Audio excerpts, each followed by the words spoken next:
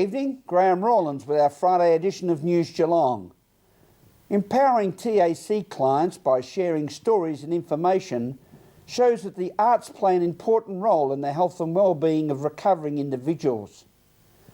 The growing interest and participation in the sport of paintball has seen impressive centres develop in terms of quality, safety, value and enjoyment, and Paintball Anarchy is no exception.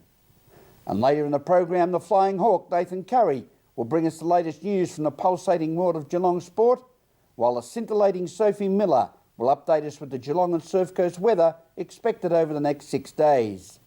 The Victorian Coalition Government has delivered on one of its election commitments to meet the growing needs of the region's population with new early childhood services, as Debbie Meaney reports. Kindergartens across the state are set to benefit from an $8.2 million funding boost. I caught up with Andrew Katos, the member for South Barwon, to tell us about how those kindergartens are going to benefit. Yes, there's money for the Geelong region here for the kindergartens for IT funding. So there's $2,500 that'll go over to over 50 kindergartens in the Geelong region and 12 here in South Barwon.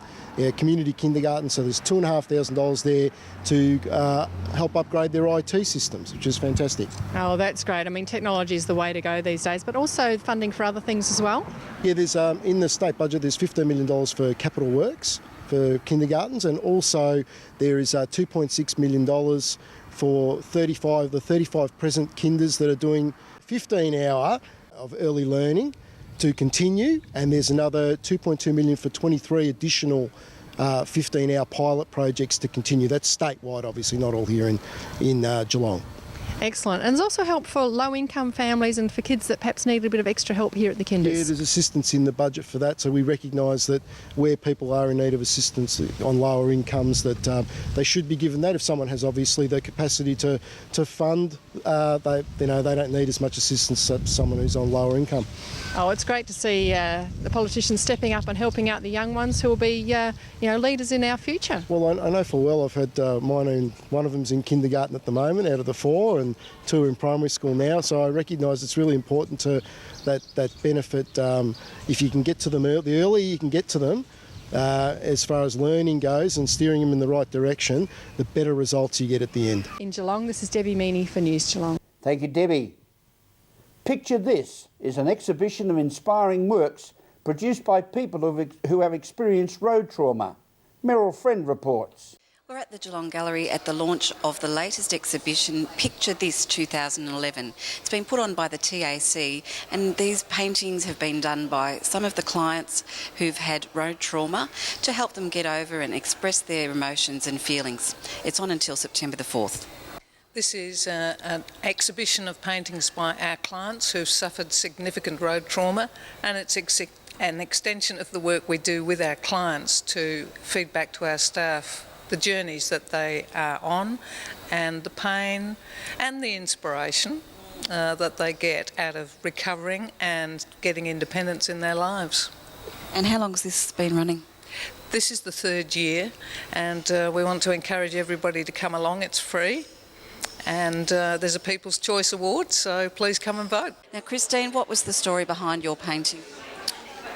I think it was a reflection not just on my accident but on difficult times that I've been through the last decade, but particularly the accident more recently. And for me, the desert represents the harsh environment that is difficult to find life in, and there is a lot of hardship in that, and I wanted to express it in the beauty of the desert. So having come through that experience and found some really good things, I wanted to reflect upon those and show that beauty and the loveliness and the life that you can find in the desert if you know where to look, and the journey that from that place of difficulty through to a place where there's new life. So that was the sense, briefly. This was inspired by the first anniversary of my son's death. He was killed in a motor vehicle accident on November 2009. And it was a beautiful day that we went to the Memorial Park. The sun was shining, the roses were all in bloom, and it was just so beautiful. And this is the fourth painting that I've done, and I just couldn't do another sad painting.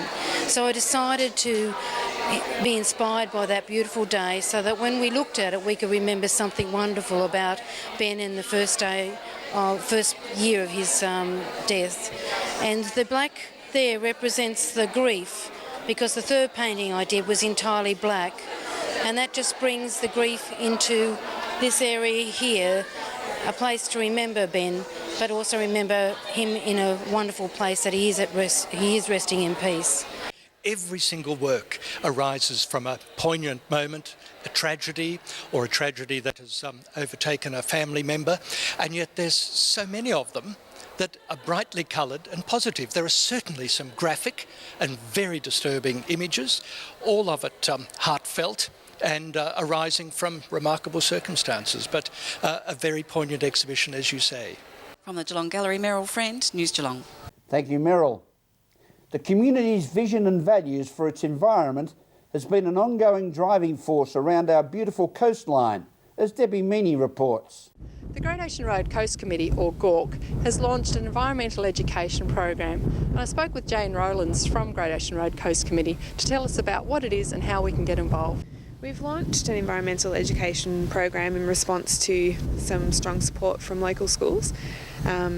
They said that they wanted environmental programs that were flexible to their very varied requirements.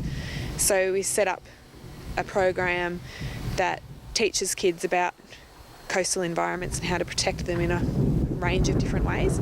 So it's flexible to age groups right from prep through to year 12, and it's flexible to be on site, hands-on activities, or it could be theory-based activities on site, or also in the schools as well. And what kind of things will they be learning? Dune management and things like that? Yep, so activities, for example, might be a beach cleanup, and then they do some lessons about the impact of marine debris on the environment.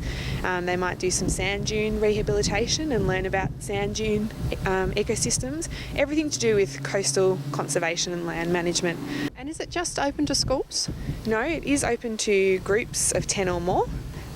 So groups are welcome to apply as well. It might be a scout group or a church group, or it's also open to adults, so adult groups can get involved as well. It's not just that's something for primary school kids. Kids in or older young adults in university can also get involved in the program and enrich what they're doing through their projects and assignments as well. So how can people find out about this and register their interest? They can log on to the GORC website, which is www.gorcc.com.au, and we have an education tab which has got all the info on there. Excellent. Well, that sounds like a great program. Let's hope people jump on and really support this fabulous cause for the environment. Yeah, thank you. We've already got 2 schools having completed the program with some fantastic feedback, and we're hoping that more will get involved, especially as it gets a bit warmer. On the Surf Coast, this is Debbie Meaney for News Geelong. Thank you, Debbie. This is News Geelong on this Friday evening as we go to a break and return with more news after this.